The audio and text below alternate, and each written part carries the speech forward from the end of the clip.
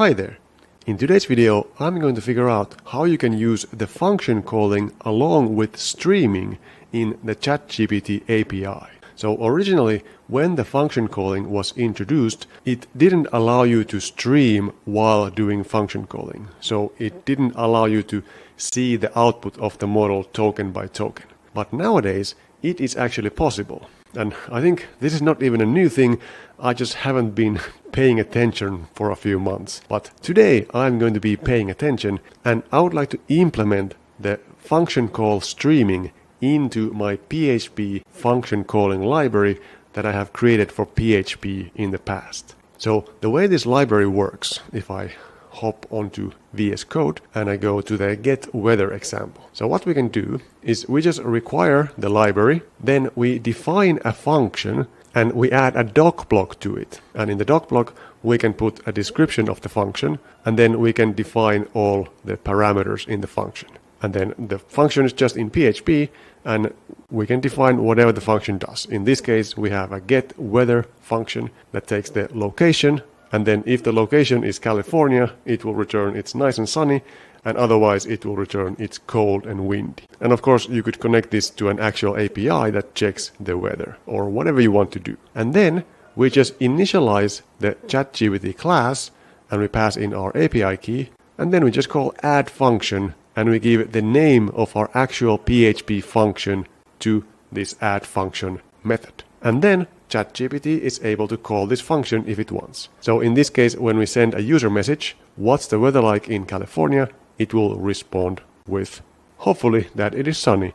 And if we say what's the weather like in Alaska, it will say cold and windy. But if we run this test, let's do php get weather.php, then it will just spit out the answers like this. So it's not actually creating it token by token. Now we have the ability to stream. So if I go to another example, streaming plain, then here we just initialize the ChatGPT class and we send a user message, write a short poem, and then we call stream with the stream type plain, because we are going to use this from the terminal. Then if I run this one, PHP streaming plain, then now it will actually stream out this response. But if I would try to use this streaming in our get weather example, then it will not work. Let's see what will happen if I do this instead. And then let's run get weather again, we get nothing. So it doesn't work. I also use the function calling in another project I have, which is chat-wtf.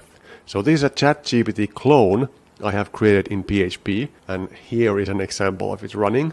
And I have created this code interpreter for this. Now this doesn't use the ChatGPT API for the code interpreter, which nowadays exists. This was created before that existed. So this actually just uses function calling and lets ChatGPT run Python on your system. This is basically how it works. So if I say something like make a plot of the first 10 prime numbers, then what it will do is it will generate some Python code, which it will show here. And then if I say run code, then it will actually run the code and it will generate this plot like this. But as you could see, none of this was streamed. It just spit out the thing when it was ready. And again, there's a limitation, or was a limitation, of the API. But now we should be able to stream this as well. And really, it's not even a problem that we can't stream this code. But if I want to have any functions available for ChatGPT, then I can't do streaming. So if I go to a new chat and I don't select the code interpreter, I'm just in normal mode, and I say something like write an article about PHP, and I send this, then it's gonna start creating the article and it's very fast to respond. But if I would go to new chat and I would select code interpreter, and then I would send write an article about PHP, then now we have to wait for a long time because it's writing it in the background and it only shows it after it's done. Now, we do have this thing that it looks like it's streaming, but it's not really streaming. We introduced this fake streaming. So it will just spit out the response like in this animation, but it's not really streaming it. So let's figure out how we can stream this thing. So let's jump to the stream method here. And what does it do? It basically just flushes the output buffer, and then it calls this response with the given stream type. Okay, so let's see what response does. It is going to gather all these parameters, and these are just used for the ChatGPT API. So here we are making a curl request to the completions API of ChatGPT. And if we have a stream type, then we set the stream parameter to true, which will then stream the response. And we have this curl setup function here, which will set this write function. And this function will be run every time there's more data available. And we are going to pass in the ch, which is just a curl handle, and the data, which is just a string of data that came in. And what we're doing here is we are setting this response text variable to an empty string, and we are passing it in this use statement here as a reference. You can see the ampersand over here, so that we can actually modify this variable from inside the function. And then we just say that the response text will dot equal, so we append to it whatever comes from this parse stream data. And what happens here? Well, here again we pass the curl handle and the data and the stream type. And the first thing we try to do is we try to JSON decode the data in case there's an error, because the ChatGPT API sometimes just responds with an error directly. So we try to decode the JSON, and if there's an error key, then we just set this error, and depending on the stream type we do different things. So if we use the event stream, then we just respond with a message that has the error. And if it's plain, we just display the error, and if it's something else, which is the raw version, then we'll just return the data as it came from ChatGPT. Okay, then we get to this part. Here we again set a response text to nothing, and we take these deltas, which basically come from splitting the data that comes from ChatGPT API with a new line. And the data that comes from there should be in this format. It should say something like this: data, and then here we have some sort of JSON object like this. And this is the chat completion. And these come out of the stream in this way, and then it ends with data done with this kind of thing. So this is what we're trying to read from there. And the first thing we do here is we check that if the delta doesn't start with this data, then we just continue, which basically means that there's some corrupted data, so we don't take that into account. Or if there's a new line or something in there, then we just skip that and go to the next one. And then we try to again decode the delta, but we take the 6 first characters out, which are these. So that leaves us with the JSON. And then we check if we have this choices 0 delta in there, then we set the content of the message to that, if that exists. It's not very good code, honestly. And then if the delta is exactly this, so if it's the done message, then we set the content to nothing. And otherwise, there was an error, because it should always be in this format. But there is an issue with this thing, which unfortunately I wasn't able to show here because this worked perfectly. But if I try to run this again, sometimes it gives that exact error, like this time. So we get this invalid ChatGPT response, and here we have this kind of partial data. And that is something that I didn't take into account when designing this. I didn't know how this thing worked. I assumed that all the data that comes in is like full. It's the whole row of data. But actually, it can be in a format like this, for example. It can stop halfway. So we have to figure this thing out to make it work properly. So how should we do this? Well, I was experimenting with this a while ago, and I actually noticed that the data doesn't quite come this way. There is actually a new line here, like this. Basically, there's 2 new lines in between these data blocks, which is great because also sometimes the data looks like this. So it doesn't start with data, it has a line break in between. So what we should actually do here is we should explode with 2 new lines. Now again, I'm not an expert in this. Maybe we can take a look at some other libraries, how they do it afterwards. But first I want to write it myself. So basically, we take the deltas, which really look like this. And what do we want to do first? Well, we do not want to just continue if it doesn't start with data, because it might be just partial JSON, the later half of the JSON. So we will remove this one. And what we want to do is, since this can be like partial, then we should save, I guess, this data somewhere temporarily and then append to it in case it's not the whole JSON response. So how do we do that? We probably have to set that variable outside of this function, similarly as we made this response text. So let's go back to this place, because we can actually run this write function multiple times with partial data. So this should keep track of the partial data that is left. So let's define that here like this. Let's say partial data is again an empty string. And let's pass that here as well as a reference. So let's do an ampersand and partial data. And then, not sure if we have to say here, we don't put reference here, we just say here partial data as well. And then in parse stream data, we have to define it here again as a reference, partial data. And this is a string. So then what we can do is, first, when we get a delta, we say partial data dot equals delta. So we append that into this kind of buffer. And what does it say? Partial data is not defined. It's partial like this. And what are we going to do then?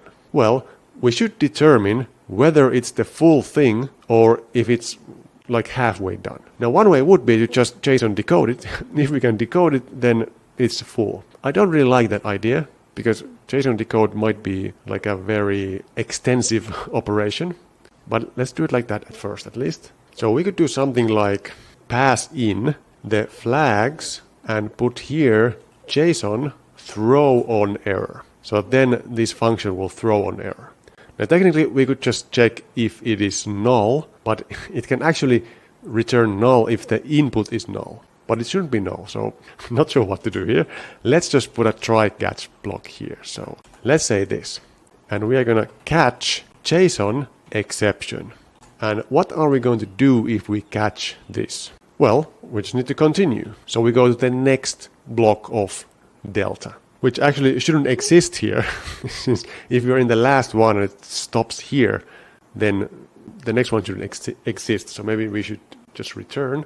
I don't know, let's do continue right now. But if it was valid, then we should have the JSON in there, and we can again check if we have the delta, then we take the content. And if the delta is exactly this, then we set the content to nothing, and otherwise, well, then we have something like malformed in there. But we never should go here. So let's see, is that all? So let's try it out and see if it works. So if we run PHP streaming plain again, then now it should stream it, and there was no errors. Let's try one more time. Stream it, and there is no errors. So actually it's working now, I guess. Let's do one more time, because it doesn't always do it.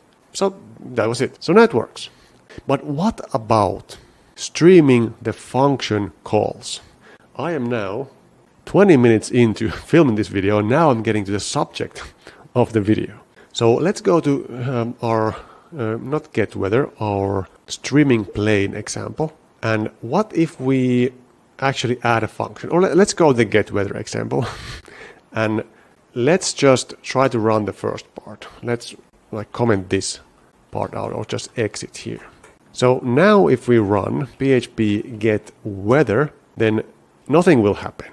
And that is because in the stream, in the response, in the parse stream data, we go to this part where we check if the delta exists, and it does, but then we just set the content to delta content or nothing. And content is what we're actually showing. But in the function calling response, there's something else in the delta. So let's do something like this. If is set, if we have the content, then the content is going to be the content. Else, we are going to have something, maybe a function call. So let's right now just print R this thing, the delta, what is in there. So then we can see what happens. And I'm not sure if we even need this part. What is the point of this part? Can we just say that content is nothing up here? And then we just skip this part. It's no use. Because we still have to set the content to something. So now the content is by default nothing. And then here, if we have the content in the delta, we set the content to that. Okay. So now if we run it, we should get some sort of output for the function call. Let's see. We have something. We have a bunch of things actually. So what did we get here? We got an object with the role assistant and empty content. Okay. And we have tool calls, which is an array of objects, which has an index, an ID, a type function, and the function is an object with name, get current weather, and arguments. Okay, but arguments is empty. Then we get tool calls and function arguments, and we have just this part. So it's the beginning of the arguments JSON. And then the next one is location. So we are going to get the arguments as these partials then. So this says location and it equals California. And then we end this. So that means we have to then construct the function call from these parts. So let's try and do that. So the first thing we have to check is if there are tool calls in the delta. So else if is set JSON choices 0 delta tool calls. If we have tool calls in there, then we can get the function name and arguments. I guess there can be something in the arguments to begin with. I'm not sure. So let's do this. Let's say that the function name is an empty string and the arguments is an empty string. And then we can do for each, well, wait a minute. There can be multiple tool calls, right? So I'm not sure how that will work. Can we have here a list? And will it have the list of all the tool calls at the same time in the same delta or not? Does it always give the names and then the arguments? I have no idea. So maybe we should do something like this. We could have a functions list. And then we're going to do for each of the tool calls, we can actually take the index because all of these will have an index.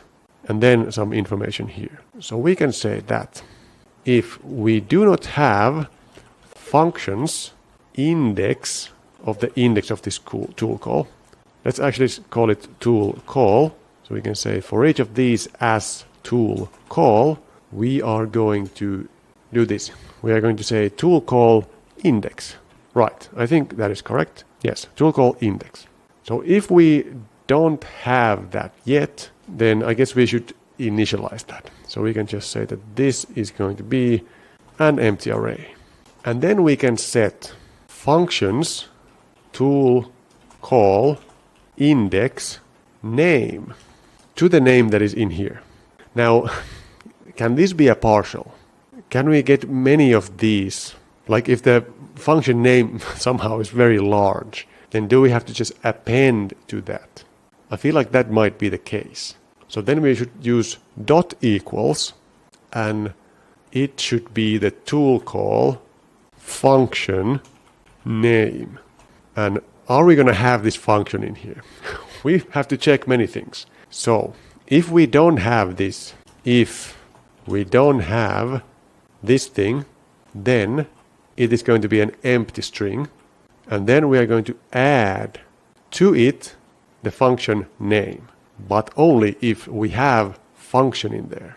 So this happens only if we have set tool call function name, or actually the function. Well, we can check the whole thing, I guess. So if we have a function name, then we add that part of the name to the functions. And we do the same thing for arguments. So if we have function arguments, then we do the same thing. And this again is just a JSON string. And what happens then here? Well, this is the same kind of thing. We have tool calls, and again we have index and function and arguments. Yeah, so we might not have the name every time. We get the name at first, and then we get the arguments. So if we have a name, we append to the name. If we have arguments, we append to the arguments. Is that all? I think that's all. How do we then... Well, we got to get the ID too. We have the ID. And we do have the type too. Not sure if it can be anything but a function. But let's take the ID and type as well. So I guess we can do the same thing. So let's actually add here ID. And again, I'm not sure if these are partials or not. But it shouldn't matter because they come only once. But maybe they can come multiple times if it's too long or something. So we take the ID and we take the type. So then we're going to have the ID and the type and the name and the arguments. And the index is going to be the key. But then what do we do? Because this function is supposed to spit out something. But do you want to stream the actual functions? I'm not sure. Let's do this. Let's say that if we have tool calls, then we're going to do all of these, and let's just say print r functions, and let's do echo got these functions. And let's see if it works. So if we now run get weather again like this, then we got these functions. Okay, so this doesn't work because again, these are over multiple iterations of running the curl write function. So we can't set the functions in here. This has to be also passed in outside of this function.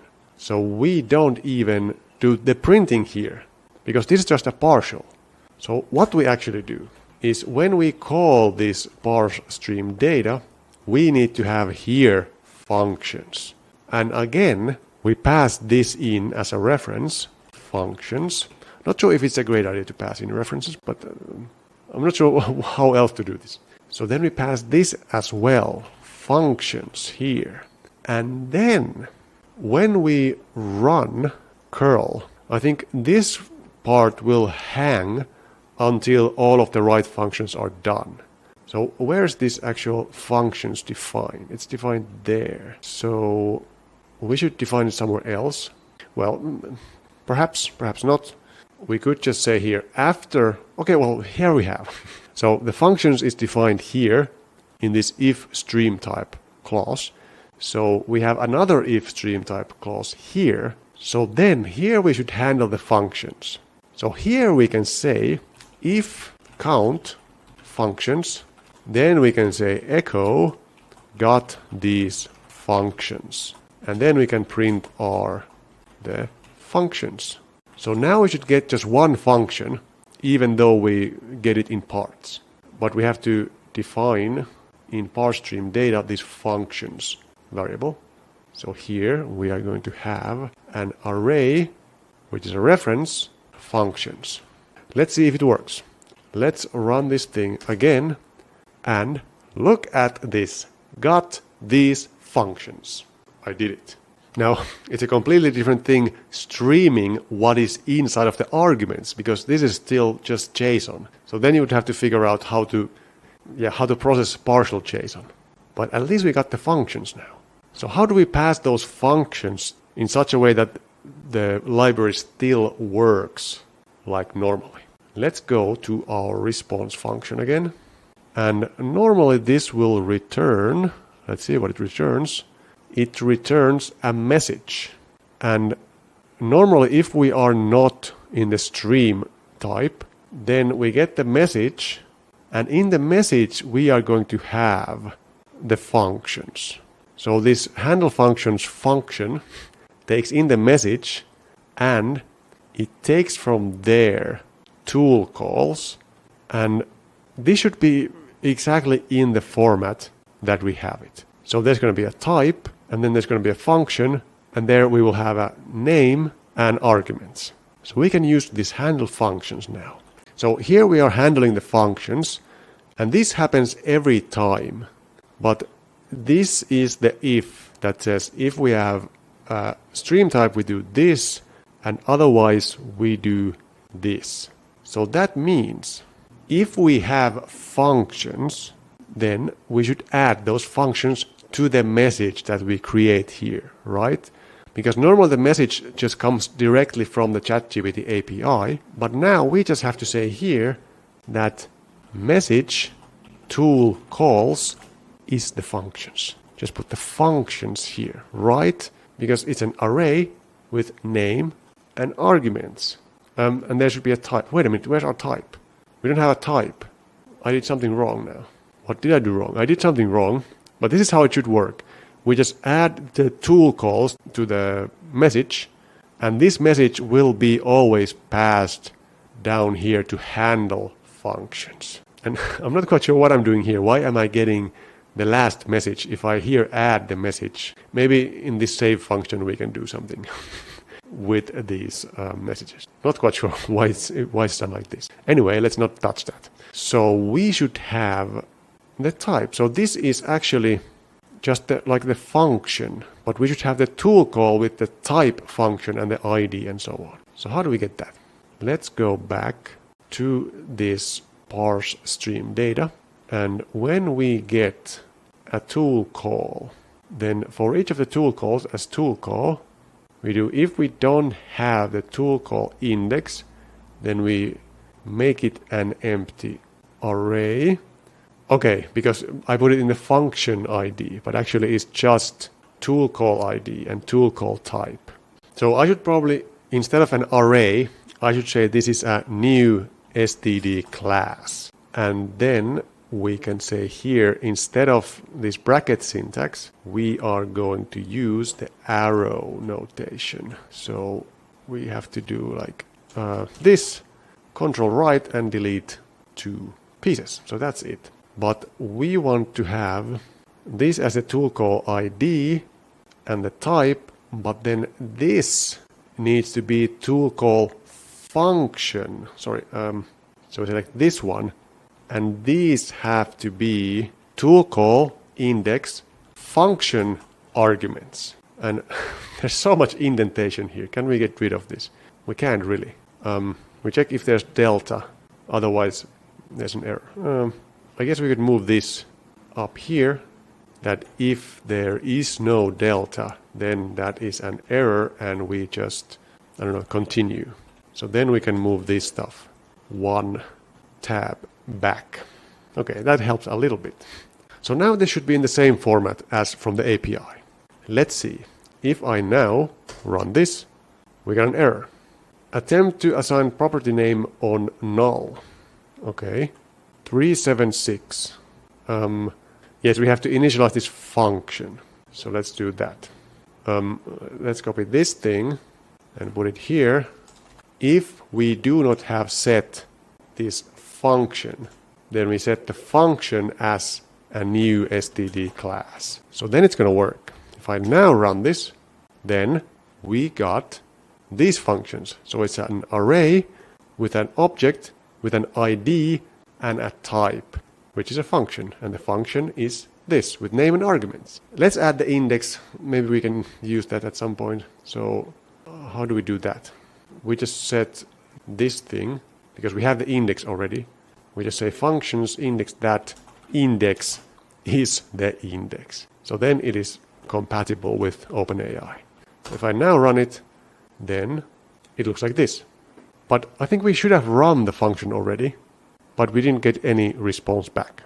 And I think that is because we haven't actually implemented that part. Because we only stream inside this parse stream data.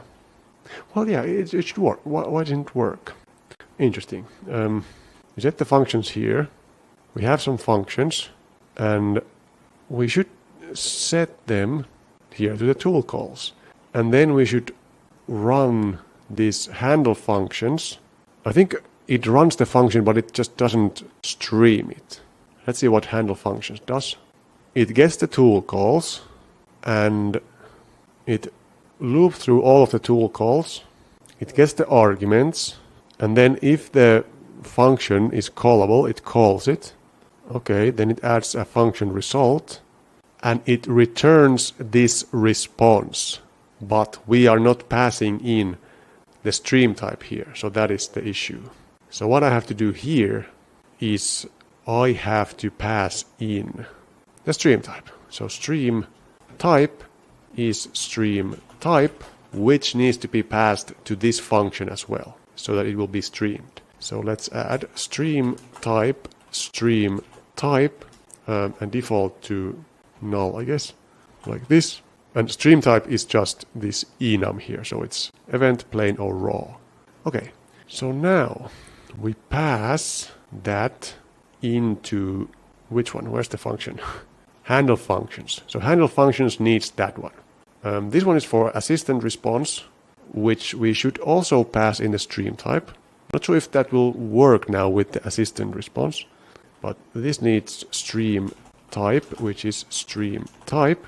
And we also need stream type here. So stream type is stream type. So now it should be streamed here as well, because this just calls back to response and then it should work. Let us see if we now run getWeather.php. It says the weather in California is nice and sunny, but we got some sort of error here.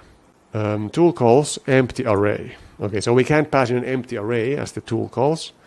So what I have to do is I have to say that if we have functions, then we set the tool calls to functions, because apparently we can't pass in an empty array here. Let's try again. Get the weather. And I saw that it printed out the answer, but VS Code is being weird. Let me try again. Okay, well, actually, yeah, it's being weird because now we are actually streaming the response. That is the point. So if we now go to our get weather, and let's just echo here a new line so that everything doesn't break. And let's say, what's the weather like in California? Answer with a poem. So now, if we run this thing, then now it runs this thing and it runs with a poem. I want a longer poem so we can actually see what's happening with a very long poem. Okay, so let's run this now. So this will run the function, then it will stream out the response. But if I now change this to what's the weather like in Alaska, then if we run it, it should create a poem about Alaska, and it is actually doing it. So now it's working. Now we can do function calls and we can stream, which is pretty awesome. So could we now integrate this into the code interpreter so that this can actually stream the responses? Let's see how that would be done. Let's copy our ChatGPT library and let's go to ChatWTF. And let's replace this old ChatGPT library with this one. And then, what are the errors? Why is there something red? Let's see. Undefined type assistant run. Okay, so I have all of these kind of classes related to the assistance API. Do I even have to define? Am I going to get an error if I don't use the assistance API? Let's see. So first of all, this shouldn't break anything because I just added new features. That never breaks anything. So if I now say hello, then it still works. And if I say write a poem about a cat, then it's gonna stream a poem. And if I do new chat and I select code interpreter and I say create a plot of the first 5 prime numbers, then this should not stream now. I didn't implement that yet, but we can run this code and then there's an error. Okay. This might be unrelated to the changes because I've encountered some issues here previously. Call to undefined method fcall. Okay, so I have made other changes to this library previously. So I don't have an fcall anymore, which is interesting. Let me Control Z and let's see what is fcall. Fcall just adds into the messages a call with a function call. But this is the same thing as just a regular message, right? So here we are like going through the message history, and if the type or the role of the message is function call, then we add an f call, which is just an assistant message which has the function calls in it. Okay, so I should reintroduce this thing. So currently how that works is that when we handle the functions, then this one, what does it do? Does this just add the message? So the message is added here to the messages. We don't need the f call because it's just a message that's added. So if we want to have the f call function, then it should just be a way of adding a message to the message history, because this is what it does here. It just takes the context of the previous messages, and if it's a function call, then it adds that message there. I am going to disable this for now, and let's see if it still works, because this is just for the previous messages. And am I calling f call somewhere else? No, that's all. So let's try again. Let's make a new chat. Let's take CodeInterpreter and let's say create a plot of the first 5 prime numbers. And what will happen? It will run this one, or it will say that it wants to run this. I say run the code. And then there's an unknown error in the OpenAI request. Okay, I know what's going on. Because we can't have a function result if we don't have the function call. So we have to add it here. So how do we add it? Let's go back and let's take the fcall function. And let's then find our f result. And let's add here the fcall function.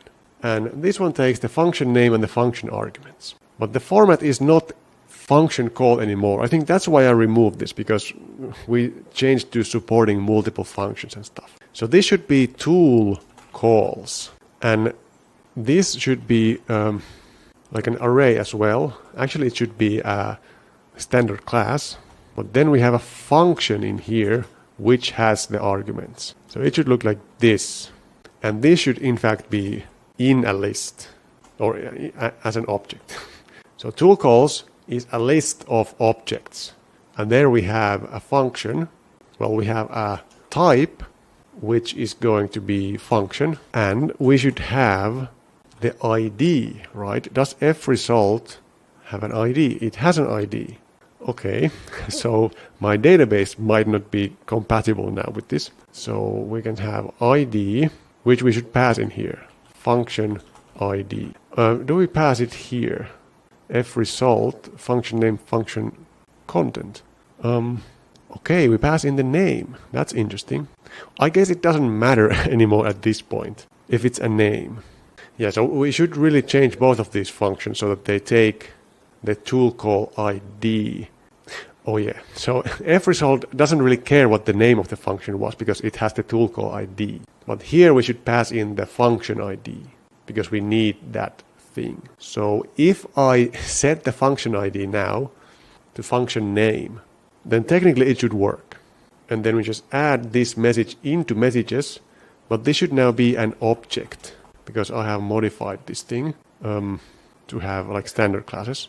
Can I just do this? Can I make it an object? Will it convert all of these into objects, or do I have to say object here as well and object here? If we do this, is it going to work? Let's try. So if we now refresh, and again we take CodeInterpreter, make a plot of the first 5 prime numbers. Okay, here's the plot of the code. Let's run it. And look at this. It actually opened it now because this is running this stuff locally. And it just called this code here. It didn't only save it, it called show. So, okay, well, still got an error for some reason. Not sure what the error was, because I'm actually probably catching something. I'm not catching it. Why did it say OpenAI API? Error in OpenAI API request. Oh, I'm catching it here. So let's not catch it. Let's just throw E so we actually see what the error is. So again, make a plot of the first 5 prime numbers. And sorry, I have to select code interpreter first, and then it's gonna give me some code, and I run it.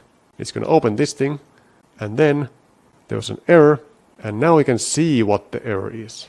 It's probably that there's something missing. Error in OpenAI request. Invalid type for messages to tool calls. Expected array of objects, but got an object instead. Oh, I added one too many object somewhere. So tool calls is not an object. This is an object. Okay, let's try again. New chat. Code interpreter. Make a plot. Here's the code. Run the code. Sorry, there was an error. What now? Error. An assistant message with tool calls must be followed by tool messages responding to each tool call ID. The following tool call IDs did not have a response message. Okay, and now the ID is Python. Okay, so we added a tool call, but then we didn't do the F result, I guess. Okay, so what does this do? It adds a role tool. Okay, so this has to be called tool, not function anymore. Let's try again. Yeah, because somewhere we add here role function call. That's fine. And we check if the role was function, but it is going to be tool now, is it? I think it's going to be tool. So this was built with the old API that used function, not tool. Now this is the function call, but I think I am not getting that from ChatGPT. This is just my own name for this type of message. Let's try one more time. New chat. Make a plot. Code interpreter. Run it. Here's the code. Run the code. And there's an error. What's the error now? Still the same error. So let's check what is in our message history. Actually, do I even support this in my session conversation? Do we have the roles of the messages here? I don't think we have the roles here. Or wait, I think we just, when we use the session, we just add a message. Okay, which is a message. Add message. Okay, role function call, function name, and here it is tool. Do we add the tool? Do we have somewhere tool, or sorry, function? Function assistant. So this should be tool here at least. And if role is function, this is tool again. And here, this should be tool, not function. That's the problem. And that should be it. Yeah, this should be tool as well. Okay, it was just a naming issue. Now, 17th times the charm. Let's refresh, put this message here and code interpreter and run it. So here is our code. We are going to run the code. And still an error. What now? Okay, still an assistant message with tool calls must be followed by a tool message. Okay, let's make a file here, session.php, and let's do session start, and let's print our session chats, I think it's called, and echo pre here, so then we can see what is in our actual chat history. Session.php. Let's go to the last one. Okay, what do we have here? Plotting the first 5 prime numbers, mode, code interpreter, model, GPT 3.5 turbo, messages, PHP incomplete class object. Okay, that's fine. And we have a role user, content, function name, nothing, function arguments, nothing. Then we have function call with Python, with the code. That is fine. Then, we say yes, run the code. So we shouldn't have this, it should directly have this after the function call. All right, so how did we handle this? I think somewhere we actually check against yes, run the code. So if we got a message that was yes, run the code, then we run the code. And then we add this message. But we should remove now the user message. Okay, so we should move this into else. So if we say yes, run the code, then we run the code and add the tool message. But if we don't say yes, run the code, then we just add the message that we set normally. But we should also remove the function call if we say no, don't run it, because we still need to respond to it, right? So we could do something like this. If these things are true, if code interpreter is enabled and we have a last message and the last message role is function call and the function name is Python, then we will just add a fake message which will say that we ran the Python command and the response from there was function call prevented, something like this, for example. Then we at least should have all the chat history there and it should be in the right order. Let's see if that works. Let's try again. Code interpreter. Create a plot of the first 5 prime numbers. And here's the code. Yes, run the code. And please run the code. I would like to run the following code. Yes, run the code. Okay, now it ran it. Now that bug has appeared previously too. But yeah, here's our prime number index. And then we should get the message back. Okay, result from code, none. Okay, well that makes sense because we called show last and it just returns none. But for some reason we can't see this first 5 prime numbers plot. And the reason is it didn't actually save it anywhere. So that's a separate problem. Let's try one more time. New chat. Code interpreter. Create a plot. I would like to run this. Run the code. Why does it do it twice? That's interesting. Run code. And again. Very weird. Why does that happen? Let's go to the session again. And what do we have here? Create a plot. Function call. Aha. Oh, we got an error. Okay.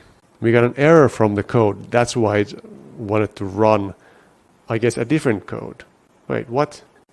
Interesting. Okay, so the output here doesn't really talk about an error.